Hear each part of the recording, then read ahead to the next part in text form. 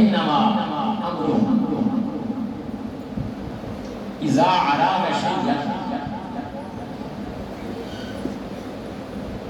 اب پہلے قرآن نے بتایا کہ لم یکن شیئا مذکورا، انسان تو تھا لیکن قابل ذکر نہ تھا، کہیں اس کا نام و نشان، اس کا کہیں ذکر نہ تھا، چرچا نہ تھا.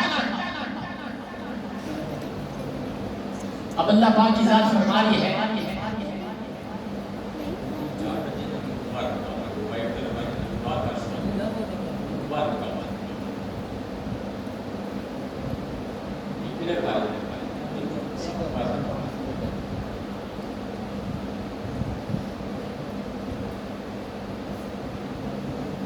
تو اللہ پاک کی ذات فرما رہی ہے کہ انما امرہ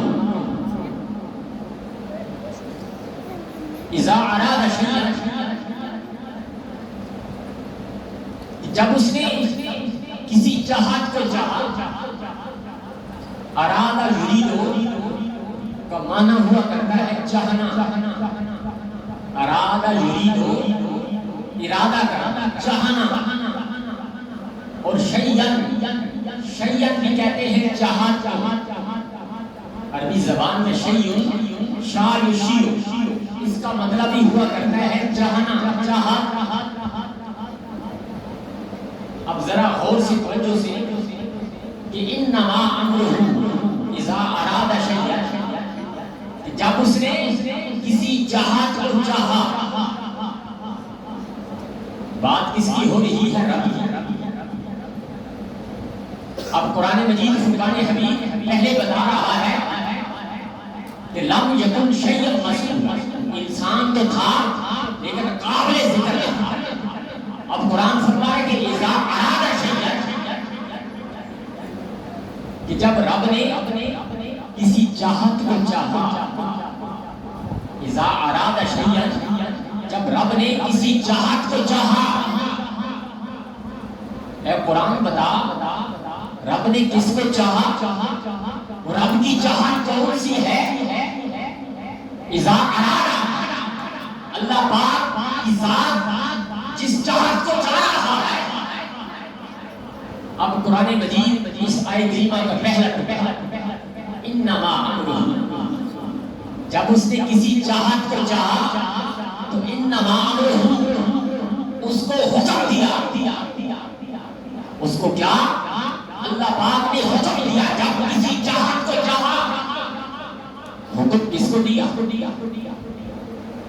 اے قرآن یہ بتا حکم کس کو دیا؟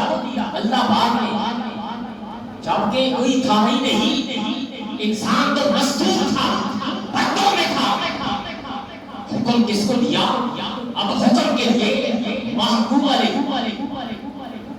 جس کو حکم دیا جا رہا ہے اس کا ہونا لازم ہے. پھر رب نے کس کو حکم دیا؟ اللہ پاک نے حکم کس کو دیا؟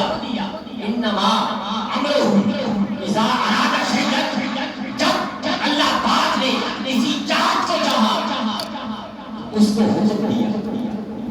کیا حکم دیا؟ ان یقول لہ، اس کو کہا کن ہو جا.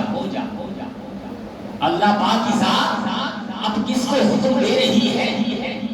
وہ اپنے وجدان کو حکم دے رہی ہے. اللہ پاک کی ذات اپنے وجدان کو حکم دے رہی ہے. انما امرہ اذا اراد شیئا، جب اس نے اس مالک نے کسی چاہت کو چاہا تو اپنے وجدان کو حکم دیا. انما امرہ کن ہو جا، کن ہو جا. اب باہر آ بھی جا. جو مستور تھا رب کی چاہت پردوں میں تھی، چھپی ہوئی تھی. اس کی چاہت کو کوئی جانتا نہ تھا، اس کی چاہت نہ معلوم تھی، اس کی چاہت مستور تھی، پردوں کے اندر گھری ہوئی تھی. جب رب نے اپنی چاہت کو سامنے کرنا چاہا تو فرمایا کہ انما امرہ کن ہو جا. اب جب رب کی چاہت باہر آئی تو فیکون ہو بھی جا. تو ان کی کاف سے